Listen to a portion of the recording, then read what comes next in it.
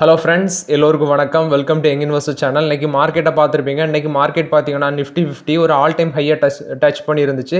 ஒரு ஃப்ரெஷ் ஹையை இன்னைக்கு ஹிட் பண்ணியிருக்கு. ரீசன் பார்க்கும்போது automobile, infrastructure, information technology, banking sector இது எல்லாமே இன்றைக்கி ஒரு ஹையஸ்ட், இந்த செக்டர் எல்லாமே இன்றைக்கி ஒரு ஹையஸ்ட் கெயினாக இருந்துச்சு இன்றைக்கி. ஸோ அது மட்டும் இல்லாமல் லார்ஜ் கேப் ஐடி ஸ்டாக்ஸ்லையும் பேங்கிங் ஸ்டாக்ஸ்லையும் அதிக அளவில் வந்து பையிங் நடந்திருக்கு அப்படின்னு சொல்லியிருக்காங்க. ஸோ அதனால தான் இன்றைக்கி நிஃப்டி இண்டெக்ஸ் இந்த அளவுக்கு ரேலியாக இருக்குது அப்படின்னு சொல்கிறாங்க. 22,940 பாயிண்ட்ஸ் அதை பிரேக் பண்ணியிருக்கு நிஃப்டி. ஒரு ஃப்ரெஷ் ஹை இன்னைக்கு டச் பண்ணியிருக்காங்க. 1.5% மேலே நிஃப்டி இன்னைக்கு வந்து இன்க்ரீஸ் ஆகி தான் ட்ரேட் ஆகிட்டு இருக்கு. ஆக்சுவலாக நிஃப்டி இன்னைக்கு மார்க்கெட் வேல்யூ எடுத்து பார்க்கும்போது நிஃப்டி 50 318 பாயிண்ட்ஸ் பாசிட்டிவில் இருக்குது. சென்செக்ஸ் 1026 பாயிண்ட்ஸ் பாசிட்டிவில் இருக்குது. நிஃப்டி பேங்க் பார்த்தீங்கன்னா 903 பாயிண்ட்ஸ் பாசிட்டிவில் இருக்குது. நிஃப்டி ஐடி 369 பாயிண்ட்ஸ் பாசிட்டிவில் இருக்குது. பிஎஸ்சி ஸ்மால் கேப் இன்னைக்கு ஸ்மால் கேப் செக்டரில் பெரிய அளவில் ஏற்றம் இல்லை. ஒரு 99 பாயிண்ட்ஸ் தான் பாசிட்டிவில் இருக்குது. ஃபஸ்ட்டு பார்த்தீங்கன்னா செமி ஆனுவல் ரீபேலன்சிங், அதாவது பிஎஸ்சியில் இந்த பிஎஸ்சி சென்செக்ஸ் இண்டிசஸில் செமி ஆனுவல் ரீபேலன்சிங் நடக்க போகுது. ஸோ அதனால அதானி என்டர்பிரைசஸ் வந்து உள்ளே போகிறாங்க. விப்ரோ வந்து சென்செக்ஸ்லேருந்து வெளியே வர போகிறாங்க அப்படிங்கிற அப்டேட் வந்திருக்கு. ஸோ சென்செக்ஸில் விப்ரோ அணி வெளியே வந்துடுவாங்க. ஸோ இதனால் விப்ரோவுக்கு ஒரு 500 கோடி அவுட்ஃப்ளோ நடக்க வாய்ப்பு இருக்குது. அதே அதானி என்டர்பிரைசஸுக்கு 1000 கோடி இன்ஃப்ளோ நடக்க வாய்ப்பு இருக்குது அப்படின்னு சொல்கிறாங்க.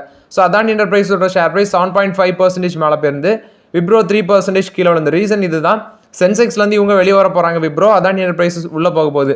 ஆக்சுவலாக லாஸ்ட் இயர் ஜூலை 2023 அந்த காலகட்டத்திலே அதானி என்டர்பிரைசஸுக்கு சென்செக்ஸ் உள்ளே போடுறதுக்கு ஒரு வாய்ப்பு இருந்துச்சு. பட் ஜேஎஸ்டபிள்யூ அதை கெடுத்து விட்டாங்க. இன்னொரு வாய்ப்பு பார்த்தீங்கன்னா அந்த ஹெச்டிஎஃப்சி பேங்க் ஹெச்டிஎஃப்சி மர்ஜர் இருக்கலாம், அந்த டைமே இவங்க உள்ளே போயிருப்பாங்க. ஹிண்டன்பர்க் ரிசர்ச்சை வெளியிட்டு அவங்க கெடுத்து விட்டாங்க.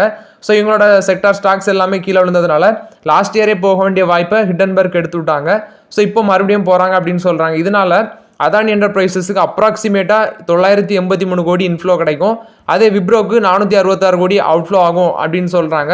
ஸோ இது விப்ரோ அதானி என்டர்பிரைசஸை பொறுத்த வரைக்கும் அப்டேட்டு. இன்றைக்கி விப்ரோட ஷேர் ப்ரைஸ் எடுத்து பார்த்தீங்கன்னா 465 ரூபா அந்த ரேஞ்சில் ட்ரேட் ஆகிட்டு இருக்கு. ஸ்டார்டிங்கில் நெகட்டிவில் ட்ரேட் ஆகிட்டு இருந்தது. இப்போ வந்து பாசிட்டிவில் ஏற்றிருக்காங்க. 1% வந்து பாசிட்டிவில் தான் ட்ரேட் ஆகிட்டு இருக்கு. ஸோ இப்போதைக்கு நான் ஆல்ரெடி அப்டேட் கொடுத்துருந்தது தான். விப்ரோ வந்து ஒரு 420 410 அந்த ரேஞ்சுக்கு வரட்டு நம்ம டெஃபினட்டாக விப்ரோவில் அக்யூசிஷனை ஸ்டார்ட் பண்ணலாம். நெக்ஸ்ட் பார்த்தீங்கன்னா கூகுளில் வந்து அப்டேட்டு. கூகுள் பார்த்தீங்கன்னா ஐஃபோன் மேனுஃபேக்சர் ஃபாக்ஸ்கான் கூட ஒரு பேச்சுவார்த்தையில் இருக்கிறாங்க அப்படின்னு சொல்கிறாங்க. அதாவது லோக்கலி மேக்கிங் இந்த பிக்சல் ஸ்மார்ட் ஃபோன் வந்து கூகுள் பிக்சல் ஸ்மார்ட் ஃபோனை வந்து தமிழ்நாட்டில் மேனுஃபேக்சர் பண்ணுறதுக்கு பேச்சுவார்த்தையில் இருக்கிறாங்க அப்படின்னு சொல்கிறாங்க.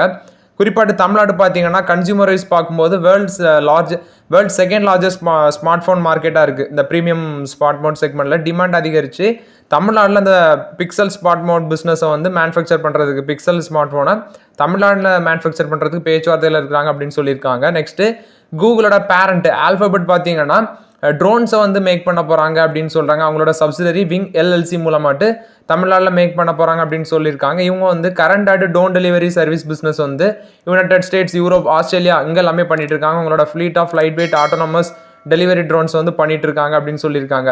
இதுக்கெல்லாம் காரணம் பார்த்தீங்கன்னா நம்மளோட தமிழ்நாடோட இண்டஸ்ட்ரி மினிஸ்டர் டிஆர்பி ராஜா வந்து ரீசெண்டாட்டு அமெரிக்காவில் கூகுளோட எக்ஸிக்யூட்டிவ்ஸ் சில பேர் கூட இங்கே இருந்தும் டிஆர்பி ராஜா கூட சில பேர் போயிருந்தாங்க. ஸோ அங்கே வச்சு மீட் பண்ணியிருந்தாங்க கூகுளோட எக்ஸிக்யூட்டிவ்ஸ் கூட.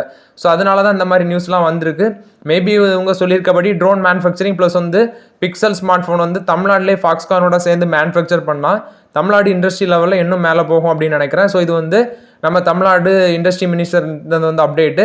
ஸோ இது வந்து கூகுளை பொறுத்த வரைக்கும் ஒரு பாசிட்டிவ் அப்டேட்டு. நெக்ஸ்ட் பார்த்தீங்கன்னா ஐடிசி ரிசல்ட்ஸ் அனௌன்ஸ் பண்ணிட்டாங்க. ஸோ நெட் ப்ராஃபிட் பார்த்தீங்கன்னா ஒரு மார்ஜினலி கீழே விழுந்திருக்கு. 5120 கோடி பண்ணியிருக்காங்க. சேம் குவார்டர் லாஸ்ட் இயரில் 5335 கோடி பண்ணியிருக்காங்க. முந்தின குவார்டரில் 5340 கோடி பண்ணியிருக்காங்க. இயர் ஆன் இயர் பேசிஸ்லேயும் டவுனு, குவார்டர் ஆன் குவார்டர் பேசிஸ்லேயும் டவுனு.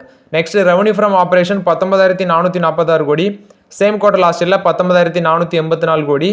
அதே வந்து முந்தின குவார்டரில் வந்து 18020 கோடி பண்ணியிருக்காங்க. ஸோ டோட்டலாட்டு பார்க்கும்போது குவார்டர் ஆன் குவார்டர் பேசிஸில் மேலே போயிருக்கு, இயர் ஆன் இயர் பேசிஸில் டவுன் ஆயிருக்கு அப்படின்னு சொல்கிறாங்க.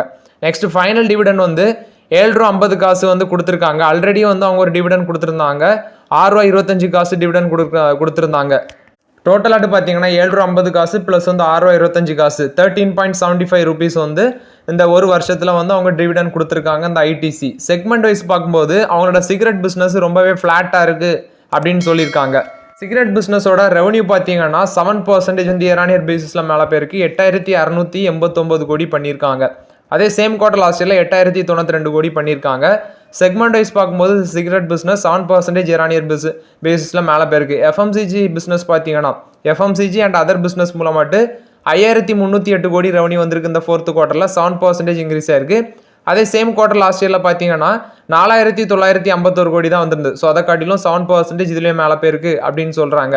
ப்ராஃபிட் பிஃபோர் டேக்ஸ் வந்து 5% டிக்ளைன் ஆயிருக்கு, 480 கோடியாட்டிருக்கு அப்படின்னு சொல்லியிருக்காங்க. அவங்களோட எபிட்டா பார்க்கும்போது 6126 கோடியாட்டிருக்கு, 0.8% டிக்ளைன் ஆயிருக்கு அப்படின்னு சொல்கிறாங்க. எபிட்டா மார்ஜின் 37.2% இருக்கு, 70 basis point year on year பேசிஸில் கீழே விழுந்திருக்கு அப்படின்னு சொல்கிறாங்க. ஷேர் ப்ரைஸ் இன்னைக்கு 442 ரூபா அந்த ரேஞ்சில் ட்ரேட் ஆகிட்டு இருந்துச்சு. ஓப்பனிங்கில் 1% வந்து பாசிட்டிவ்ல இருந்தது, இப்போ ஒரு ஃப்ளாட் ரேஞ்சில் பாசிட்டிவ்ல தான் இருக்குது ஷேர் ப்ரைஸு. ஸோ நாளைக்கு போட்டு பந்தாடுவாங்களா இப்படின்ட்டு நம்ம பொறுத்து தான் பார்க்கணும். இன்றைக்கி மார்க்கெட்டை ஏற்றி வச்சிருக்காங்க. ஸோ ரிசல்ட்ஸ் வந்து பெரிய அளவில் இல்லை. ITC net profit quarter on quarter பேசிஸ்லேயும் டவுனு, இயர் ஆன் இயர் பேசிஸ்லேயும் டவுனு. அவங்களோட சிகரெட் பிஸ்னஸ் வால்யூம் வந்து ஃப்ளாட்டாக இருக்குது, எஃப்எம்சிஜி மார்ஜினும் லோவாக இருக்குது அப்படிங்கிற அப்டேட் கொடுத்துருக்காங்க. ஸோ ஓவராலாட்டு ஐடிசியோட ரிசல்ட்ஸ் பார்க்கும்போது பெரிய அளவில் இல்லை. அது மட்டும் இல்லாமல் இவங்க அந்த எஃப்எம்சிஜி மார்ஜின் அடி வாங்குறதுக்கு காரணம் அந்த எல்னினோ எஃபெக்டாக இருக்கிறலாம். ஆல்ரெடி கெமிக்கல் கம்பெனிஸ்லாம் அடி வாங்கிட்டு இருக்காங்க, எஃப்எம்சிஜி கம்பெனிஸும் அடி வாங்கிட்டு தான் இருக்கிறாங்க மார்ஜின் லெவலில். ஸோ மேபி நெக்ஸ்ட் குவார்ட்டரில் அவங்க நல்ல ரிசல்ட்ஸ் போஸ்ட் பண்ணுவாங்கன்னு நினைக்கிறேன். ஸோ ஐடிசி 400 கட் பண்ணி கீழே போச்சுன்னா நான் டெஃபினட்டாக ஐடிசியில் பிக் பண்ண ஸ்டார்ட் பண்ணுவேன். இது வந்து ஐடிசியை பொறுத்த வரைக்கும் அப்டேட்டு. நெக்ஸ்ட் பார்த்தீங்கன்னா நம்ம அந்த இப்ராஹிம் ரைசி அவர் இறந்த டைமில் கோல்டு ப்ரைஸ்லாம் மேலே போகும் அப்படிங்கிற அப்டேட் பார்த்துருந்தோம். அப்படி தான் நம்ம எக்ஸ்பெக்ட் பண்ணோம். நெக்ஸ்ட்டு ஆயில் கம்பெனிஸ், குறிப்பாட்டு ஆயில் மார்க்கெட்டிங் கம்பெனிஸ்லாம் கீழே விழும், குரூட் ஆயில் ப்ரைஸ் மேலே போகும் அப்படின்னு எக்ஸ்பெக்ட் பண்ணோம். பட் அப்படி எதுவுமே நடக்கலை. இன்றைக்கி வந்து பார்த்தீங்கன்னா கோல்டு வாங்குறவங்களுக்கு ஒரு ஜாக்பாட் அடிச்சிருக்கு. இன்றைக்கி மட்டுமே கோல்டோட ப்ரைஸ் வந்து 1200 கம்மியாக இருக்குது அப்படின்னு சொல்லியிருக்காங்க. ஸோ ஒரு பிரேக் போட்டிருக்காங்க தங்கத்தோட விலைக்கு. யாரெல்லாம் கோல்டு வாங்க ஆசை இருக்கோ போய் வாங்கிக்கோங்க. இன்றைக்கி ஒரே நாளில் மட்டும் 1200 குறைஞ்சிருக்கு. நெக்ஸ்ட் பார்த்தீங்கன்னா டிஸ்னியில் வந்து update. Disney, Tata play, Tata குரூப்பில் வந்து அப்டேட்டு. டிஸ்னி பார்த்தீங்கன்னா டாடா பிளேயில் வச்சிருக்க 30% ஸ்டேக்கை டாடா குரூப்ட விற்க போகிறாங்க. அதோட வேல்யூஷன் $1 பில்லியன் அப்படின்னு சொல்கிறாங்க. ஸோ இது டிஸ்னி, டாடா பிளே, டாடா குரூப்பை பொறுத்த வரைக்கும் அப்டேட்டு. டிஸ்னி வந்து 30% ஆஃப் த ஸ்டேக்கு டாடா பிளேயில் வச்சிருக்கத டாடா குரூப்ட இப்போ விற்க போகிறாங்க அப்படிங்கிற அப்டேட் கொடுத்துருக்காங்க. நெக்ஸ்ட் பார்த்தீங்கன்னா கெயில் வந்து அப்டேட், இவங்க 50,000 கோடி வந்து இன்வெஸ்ட்மெண்ட் பண்ண போகிறாங்க. அந்த எத்தைன் கிராக்கிங் யூனிட்டை வந்து செகோர் மத்திய பிரதேசில் அமைக்க இருக்கிறாங்க. ஸோ அந்த இன்வெஸ்ட்மெண்ட் வந்து ஒரு சிக்னிஃபிகண்ட் கேபிட்டல் எக்ஸ்பெண்டிச்சர் அப்படின்னு சொல்கிறாங்க. குறிப்பாட்டு இந்த டிமாண்ட், இந்த பெட்ரோகெமிக்கல் செக்மெண்ட்டில் இருக்க டிமாண்டை வந்து மீட் பண்ணுறதுக்காண்டி தான் 2040 அவங்க வந்து பிஸ்னஸை ட்ரிபிள் பண்ணணும் அப்படின்னு சொல்கிறாங்க. $1 trillion மாற்றணும் அப்படின்னு சொல்கிறாங்க. அது மட்டும் இல்லாமல் அந்த நியூ ஃபெசிலிட்டியில் இந்த எத்தைனை கிராக் பண்ணுறது மூலமாட்டு நேச்சுரல் கேஸ் காம்போனண்ட்டு, இந்த எத்தைனை கிராக் பண்ணது மூலமாட்டு எத்திலின் வருது. இது ஒரு குரூஷியல் இன்புட்டாக இருக்குது. இந்த இன்புட் வந்து plastics, adhesives, synthetic rubber, other petrochemicals make பண்ணுறதுக்கு இது ஒரு குரூஷியல் இன்புட்டாக இருக்குது அப்படின்னு சொல்கிறாங்க. ஆல்ரெடி இப்போ கரண்டாட்டு நம்ம இந்தியாவில் பார்த்தீங்கன்னா ரிலையன்ஸ் இண்டஸ்ட்ரீஸ் தான் ஒன்லி ஒன் இந்தியன் என்டிட்டி இந்த 1.5 மில்லியன் டன்ஸ் பர் ஆனம் வந்து எத்தைனை வந்து இம்போர்ட் பண்ணியிருக்காங்க.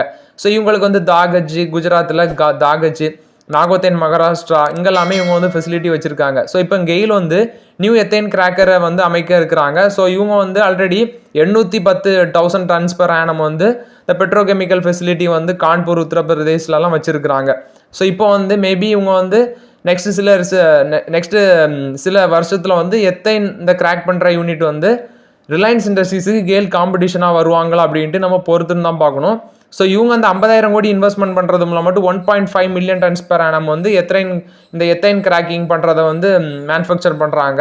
ஸோ நான் சொன்ன மாதிரி இந்த எத்தைனை வந்து கிராக் பண்ணால் நேச்சுரல் கேஸ் காம்போனன்ட் எத்திலின் கிடைக்குது. இது வந்து பிளாஸ்டிக்ஸு, அதிசிவ்ஸ், சிந்தட்டிக் ரப்பர் இதெல்லாம் மேக் பண்ணுறதுக்கு ஒரு குரூஷியல் இன்புட்டாக இருக்குது அப்படின்னு சொல்கிறாங்க. இது கெயிலை பொறுத்த வரைக்கும் ஒரு பாசிட்டிவ் அப்டேட்டு. நெக்ஸ்ட் பார்த்தீங்கன்னா டாடா குழுமத்தில் வந்து ஒரு முக்கியமான அப்டேட்டு. நோயல் டாட்டா அவங்க எல்லாத்துக்குமே தெரியும். ஸோ அவங்களும் வந்து நோயல் டாட்டாவோட 3 சில்ட்ரனை வந்து டாடா ட்ரஸ்ட்டோட போர்டில் அப்பாயிண்ட் பண்ணியிருக்காங்க அப்படிங்கிற அப்டேட் வந்திருக்கு. லீ, நெவிலி, மாயா இவங்கள வந்து போர்டில் அந்த 5 பிலாந்த்ரபிக் ஆர்கனைசேஷன் ஆஃப் அந்த டாடா ட்ரஸ்ட்டோட 5 ஃபிலான்ட்ராபிக் ஆர்கனைசேஷனில் அப்பாயிண்ட் பண்ணியிருக்காங்க. லீயும் நெக்ஸ்ட் நெவிலி, மாயா இவங்களும் அப்பாயிண்ட் பண்ணியிருக்காங்க அப்படின்னு சொல்லியிருக்காங்க. நோயல் டாட்டாவோட ஒய்ஃப் அலு தான் இந்த பலுஞ்சி மிஸ்ட்ரியோட டாட்டர் அப்படின்னு சொல்கிறாங்க. இவங்களோட ஃபேமிலி 18.5% ஸ்டேக்கு டாடா சன்ஸில் ஹோல்ட் பண்ணுறாங்க. Tata Sons holding company of Tata group. Tata trust பார்த்தீங்கன்னா 66% ஆஃப் ஸ்டேக் வந்து டாடா சன்ஸில் ஓன் பண்ணுறாங்க. நோயல் டாட்டா வந்து ஒரு half brother of Tata group அப்படின்னு சொல்லலாம். பட்ரியாக் ரத்தன் டாட்டா அப்படின்னு சொல்லலாம். இவங்க வந்து ஆல்ரெடி பார்த்தீங்கன்னா 2 மெயின் டாடா ட்ரஸ்ட்டில் வந்து போர்ட் ஆஃப் டைரக்டர்ஸில் இருந்திருக்காங்க.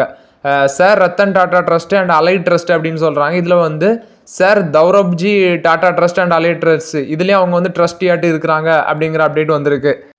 இந்த லீக்கு பார்த்தீங்கன்னா 39 ஏஜ் ஆகுது. இவங்க வந்து Tata education trust, Tata social welfare trust, Sarvajanik trust இதை வந்து ஹேண்டில் பண்ணுவாங்க. மாயா வந்து ஆர்டி டாடா ட்ரஸ்ட்டை வந்து ஹேண்டில் பண்ணுவாங்க. நெக்ஸ்ட் நெவில் இவங்களுக்கு வந்து 32 ஏஜ் ஆகுது. இவங்க வந்து Tata board of Tata Indian institute of skills இதை வந்து ஹேண்டில் பண்ணுவாங்க. இவங்க வந்து 2022 இவங்க வந்து board of Tata medical centre இதை வந்து ஹேண்டில் பண்ணாங்க. இந்த கேன்சர் ஹாஸ்பிட்டல் கொல்கத்தாவில் இருக்குல்ல, அதை இவங்க ஹேண்டில் பண்ணிட்டு இருந்தாங்க. இப்போ இதை ஹேண்டில் பண்ணுறாங்க. டாடா இந்தியன் இன்ஸ்டியூட் ஆஃப் ஸ்கில்ஸை வந்து இவங்க ஹேண்டில் பண்ணுறாங்க. இதெல்லாம் பார்க்கும்போது என்ன தெரியுதுன்னா, டாடா குழுமத்தில் வாரிசே இல்லை அப்படின்லாம் பேசிட்டு இருந்தாங்க. பட் நோயலோட சில்ட்ரன் வந்து ஒரு சக்ஸஸ்ஃபுல்லாக அவங்களோட ட்ரஸ்ட் ப்ளஸ் வந்து பிஸ்னஸை ஃபியூச்சரில் ரன் பண்ணுவாங்க அப்படின்னு தெரியுது. ஸோ இது வந்து டாடா குழுமத்தை பொறுத்த வரைக்கும் ஒரு பாசிட்டிவ் அப்டேட்டு. நெக்ஸ்ட் பார்த்தீங்கன்னா மஹிந்திரா அண்ட் மஹிந்திரா ஃபினான்ஸில் வந்து அப்டேட். இவங்களுக்கு பார்த்தீங்கன்னா லைசன்ஸ் கிடச்சிருக்கு. Life health and general insurance வந்து அவங்களோட சிங்கிள் என்டிட்டி மூலமாட்டு ஆஃபர் பண்ணுறதுக்கு வந்து லைசன்ஸ் கிடச்சிருக்கு அப்படின்னு சொல்லியிருக்காங்க. ஐஆர்டிஏ இது வந்து ரெகுலேட்டரி, இன்சூரன்ஸோட ரெகுலேட்டரி. ஸோ இப்போ இன்சூரன்ஸ் டிஸ்ட்ரிபியூஷன் அவங்களோட கஸ்டமர்ஸுக்கு பண்ணுறதுக்கு இவங்களுக்கு வந்து லைசன்ஸ் எனபிள் பண்ணியிருக்காங்க மஹிந்திரா ஃபினான்ஸுக்கு. இது வந்து மஹிந்திரா ஃபினான்ஸை பொறுத்த வரைக்கும் ஒரு பாசிட்டிவ் அப்டேட்டாக தான் பார்க்கப்படுது.